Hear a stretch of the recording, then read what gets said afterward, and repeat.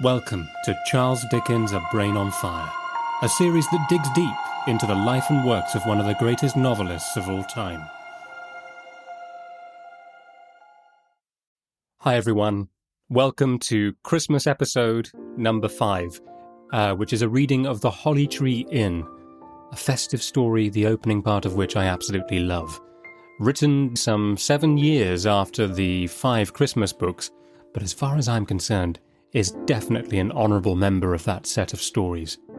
And where the previous Christmas books were divided into staves, quarters, or chirps, this one is set down in branches, packed with self-deprecating humour, a fantastic snowy atmosphere. This is a very pleasing first-person narrative. I'm not going to say any more because it's so rare. I will let today's guest, the wonderful actor Chris Nayak, tell it to you. Chris's stage credits include King Duncan in Macbeth at the Globe earlier this year, and previously the RSC and West End. His screen work includes Coronation Street and We Hunt Together. So sit back and enjoy this opening excerpt from The Holly Tree. The Holly Tree. First branch, myself. I have kept one secret in the course of my life. I am a bashful man. Nobody would suppose it. Nobody ever does suppose it. Nobody ever did suppose it. But I am naturally a bashful man. This is the secret which I have never breathed until now. I might greatly move the reader by some account of the innumerable places I have not been to, the innumerable people I have not called upon or received, the innumerable social evasions I have been guilty of, solely because I am, by original constitution and character, a bashful man. But I will leave the reader unmoved, and proceed with the object before me. That object is to give a plain account of my travels and discoveries in the Holly Tree Inn, in which place of good entertainment for man and beast I was once snowed up. It happened in the memorable year when I parted forever from Angela Leith, whom I was shortly to have married, on making the discovery that she preferred my bosom friend. From our school days I had freely admitted Edwin, in my own mind, to be far superior to myself, and, though I was grievously wounded at heart, I felt the preference to be natural, and tried to forgive them both. It was under these circumstances that I resolved to go to America, on my way to the devil. Communicating my discovery neither to Angela nor to Edwin, but resolving to write each of them an affecting letter conveying my blessing and forgiveness, which the steam tender for shore should carry to the post, when I myself should be bound for the new world far beyond recall, I say, locking up my grief in my own breast, and consoling myself as I could, with the prospect of being generous, I quietly left all I held dear, and started on the desolate journey I have mentioned. The dead winter time was in full dreariness, when I left my chambers forever at 5 o'clock in the morning. I had shaved by candlelight, of course, and was miserably cold, and experienced that general, all-pervading sensation of getting up to be hanged, which I have usually found inseparable from untimely rising under such circumstances. How well I remember the forlorn aspect of Fleet Street when I came out of the Temple.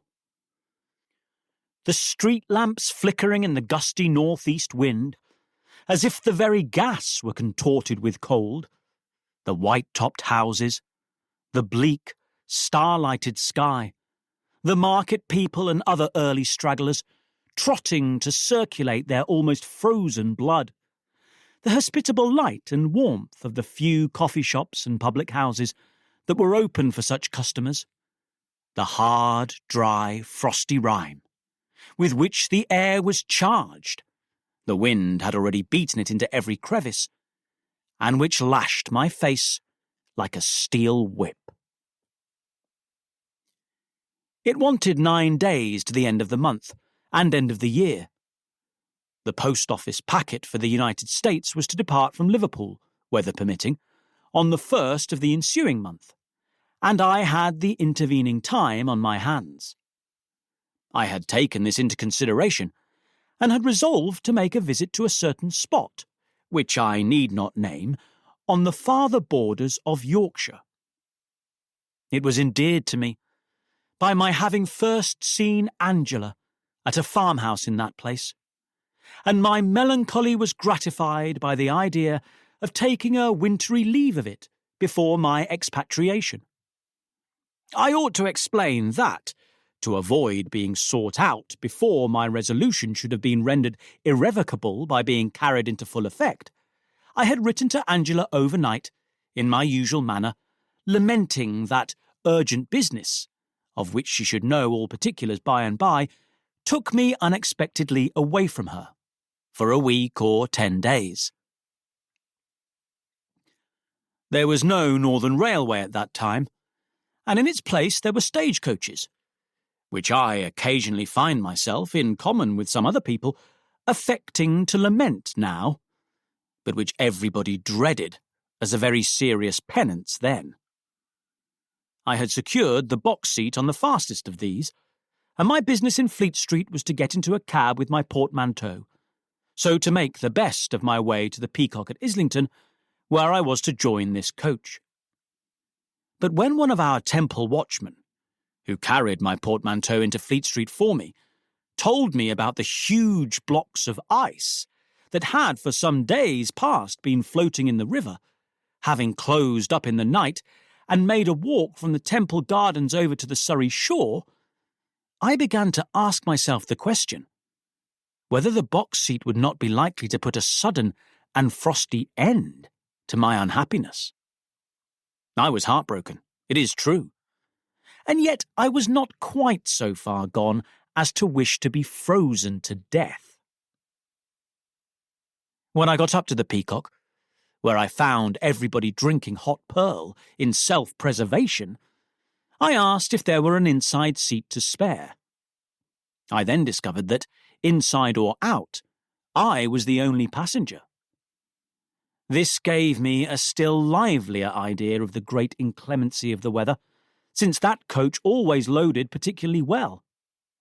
However, I took a little pearl, which I found uncommonly good, and got into the coach. When I was seated, they built me up with straw to the waist, and, conscious of making a rather ridiculous appearance, I began my journey. It was still dark when we left the Peacock.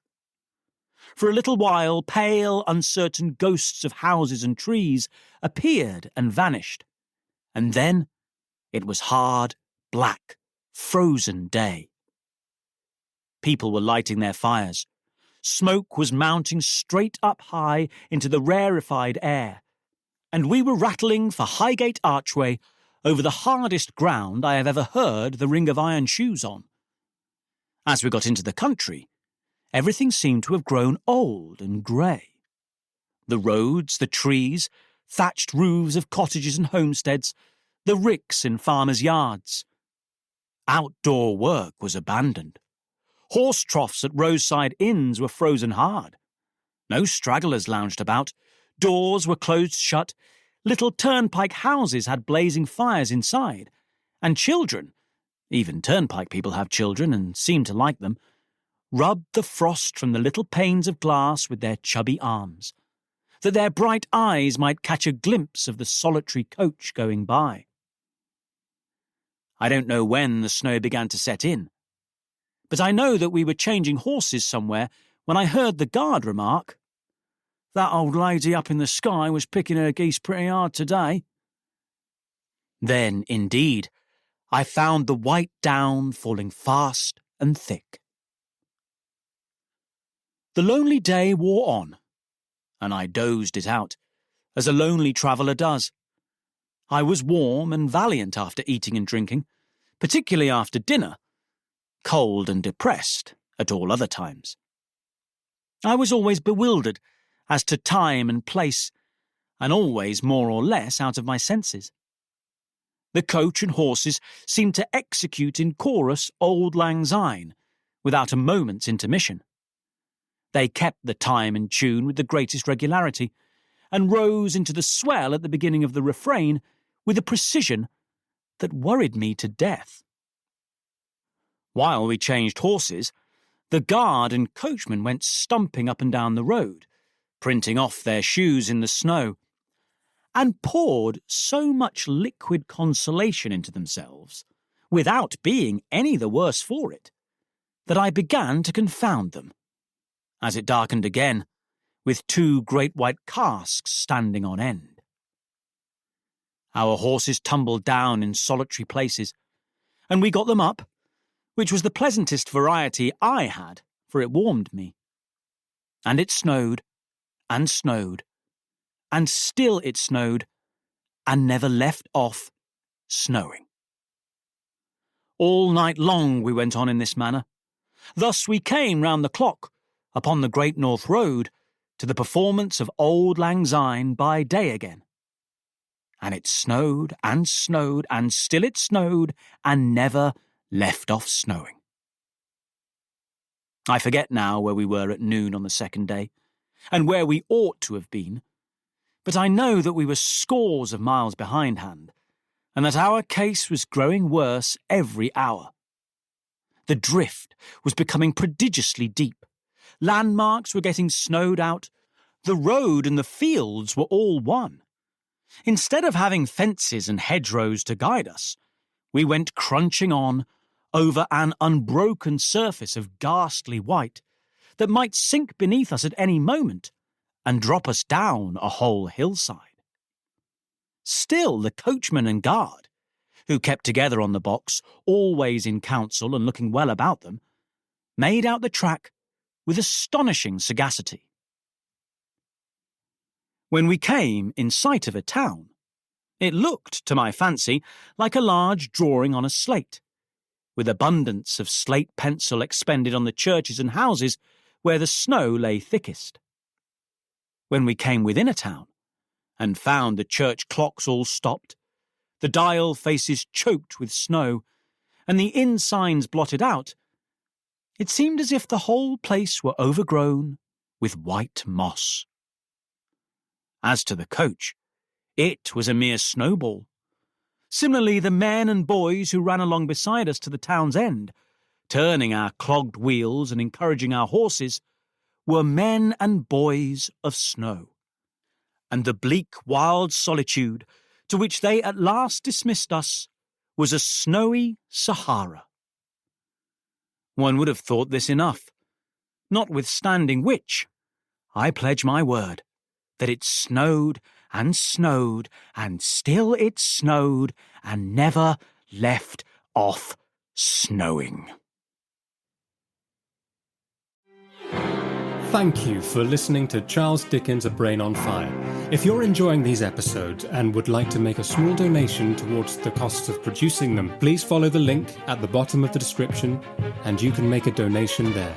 Every coffee you buy makes a huge difference. Thank you ever so much, and see you next time.